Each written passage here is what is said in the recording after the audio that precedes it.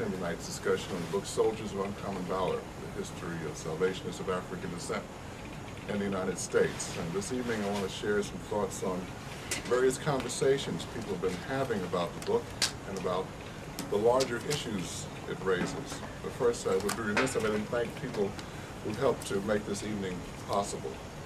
Jocelyn Ford, manager of the store, couldn't be here tonight because of the manager's meeting she was required to attend, but I'd like to thank her and her assistant, Doug Palmer, who is here, for the great publicity and setup here tonight. And we also have Christine Webb, our marketing coordinator at Territorial Headquarters, who arranged these signings and discussion events, and my dear friend Marion Sharon, who not here, but some weeks ago, she suggested that we have this event here. And I would also like to thank two very important people, one who's sitting right here in the front row, from our Community Relations and Development Department, Trish Raines and Aaron Said, for sharing the word about this event and for arranging the attractive Soldiers of Uncommon Valor fan page on Facebook, where a number of people have signed up. And of course, I'd like to thank you all here for taking time out of your evening on this rainy evening to come and join us for this talk. You know, before we begin, I'd like to ask how many people here in the room are familiar with the Salvation Army already? Most of the people in front of me are. Okay, good. And I'm sure there's others who are here in the store who probably have no idea what the Salvation Army is about. And actually, about 20 years ago, 25 actually, I was like many of those people. Didn't have a clue about the scope and purpose of the Salvation Army. And then one day while visiting Time magazine, I picked up another one in a waiting room that would effectively change the course of my career. It was a copy of the Salvation Army's national magazine, The War Cry. And when I realized it was also a Christian publication, I introduced myself to the editor, and thus began a journey of discovery that continues to this day. I quickly learned of the Army's national scope as a religious denomination, as well as a social service and disaster relief agency, serving millions of people every year. I also learned of the Army's worldwide outreach, touching lives on the continents of Europe, Asia, Africa, Australia, and South America.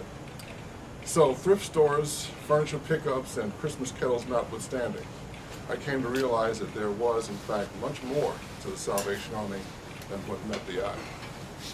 And since that time, I've served in Army publication departments on the divisional, territorial, and national level. And I've been privileged to visit Army centers in various countries around the world, as well as around the United States. And I'm currently editor of the USA Eastern Territories newspaper and serves as contributing editor of our magazine, Priority Magazine, and I oversee the production of other publications printed in both Spanish and Korean. So why did I write this book? I decided to write this book because during the course of my work, I would frequently come across short vignettes about people of color who had served or who were currently serving as officers or soldiers in the Salvation Army. And these stories were wonderfully enlightening, but teasingly short. And I thought, wouldn't it be grand if I could one day find all of them in their entirety between the covers of one book?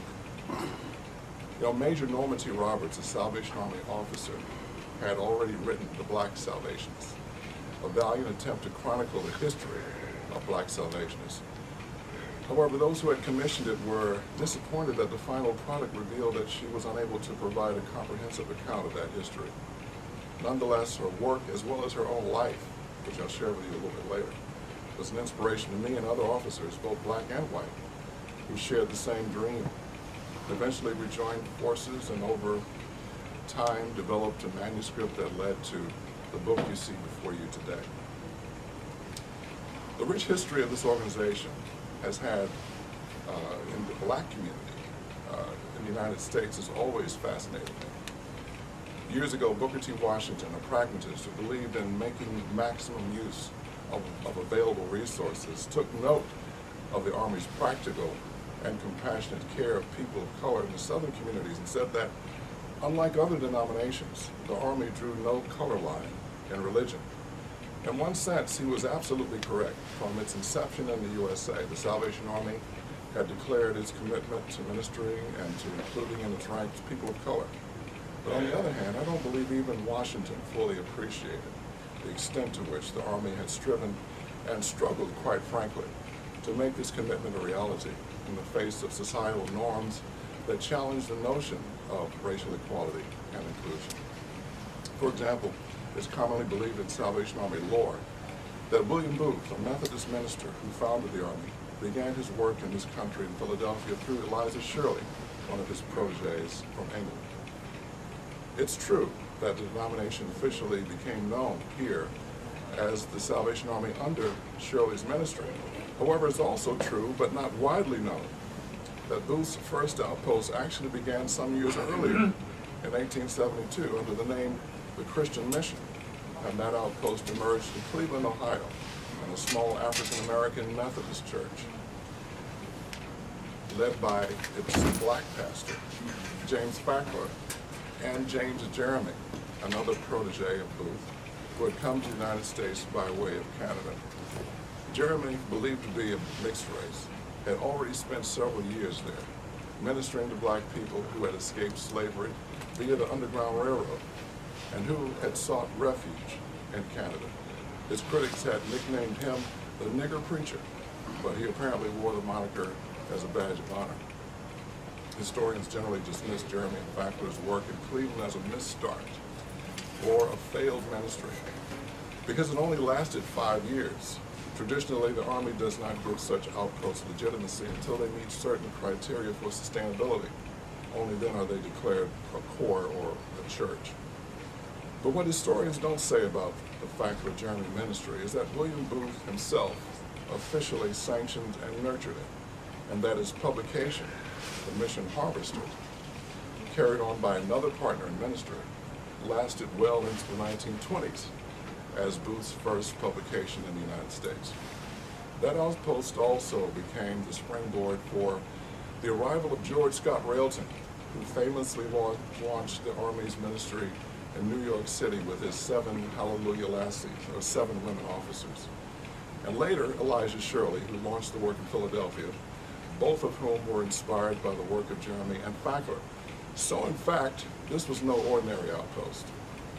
Now these facts may not amount to much in the larger context of Army history. But for those African Americans whose conventional wisdom says that the Salvation Army is and has always been a white man's organization and not a legitimate church, this is important, groundbreaking news. Yes, William Booth's first outreach in America was in a Methodist church, and yes, it was actually populated by African American parishioners. So I spent the first 2 chapters talking about how this outpost became the catalyst for further ministry in the United States and how other protégés of Booth, such as Railton and Shirley, also made the goal of reaching people of color a priority. I also talk about how black people responded in large numbers to Army meetings, and in doing so, gave them essential support and authenticity. I continue this theme through many more chapters, taking into account distinct eras in American history such as the Civil War, the 1900s, the Roaring '20s, World War II, the 1950s, the tumultuous 1960s, and beyond. The perception that many black people have that the Army is a white organization is not without merit. But that does not mean that the description is totally true. For instance, on one hand, you have leadership that is predominantly white and male, yes, but on the other hand, you also have programs that are primarily in urban centers that are largely populated by people of color, African Americans, African Caribbean, Hispanic, and on the core level, at least, officers of color frequently run these multi-million-dollar social service and worship centers. So the book attempts to show that historically, people of color have been involved in moving the work forward, grassroots style, in much the same way as a little kindling wood gives birth to a massive flame. Today, the highest ranking leader in the Salvation Army in this country is an African American. But years ago, earlier Army leaders of color spearheaded ambitious initiatives such as Captain S.W. Brathwaite, for example, a former Methodist pastor and Harvard graduate from British Guiana, who successfully led the Army's Great Colored Campaign and combined attack on the South. That resulted in the launch of many African American corps that still serve communities today. I also attempt to show how difficult it's been for the Army to sustain a sufficient complement of black officers in a nation where races and cultures have frequently been at odds. You know, it's hard for many people to understand the pressures officers of color have endured when faced with such clashes. Not long ago, someone asked me to name the real soldiers of Uncommon Valor in the book. Well, I have to say that they all are real. We gave the book that title because these officers who stayed with the Army during its most complicated and difficult times, namely during the 1960s, truly deserve that designation. For example, I think of Major Normandy Roberts, who in 1949 started with no money or human resources and eventually turned the town of Little Rock, Arkansas upside down with a determination to help a community of 6,000 poor and forgotten black people at a time when most blacks were desperately trying to leave the state. As Reverend James McKinney, who grew up there during that time, said, Arkansas was a land of opportunity. And as soon as I got the opportunity, I left. Working as a spiritual leader and a community organizer, Norma T. Roberts was able to bring affordable housing, medical clinics, family counseling, improved education, and a state-of-the-art community center for those people.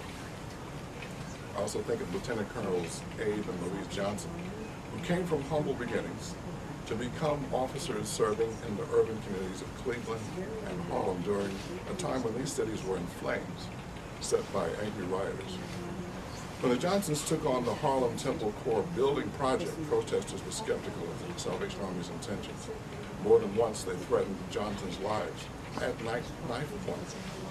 The stress they felt was such that Louise, who was a classically trained singer, lost her voice for some time. Fortunately, her voice returned, the project came to fruition, and the building now stands proudly on Malcolm X Boulevard as one of the largest social service and worship centers in Harlem. I also think of Lieutenant Colonels Dorothy Purser, who during World War II braved an ocean that was infested with torpedo-carrying German U-boats to attend training in London.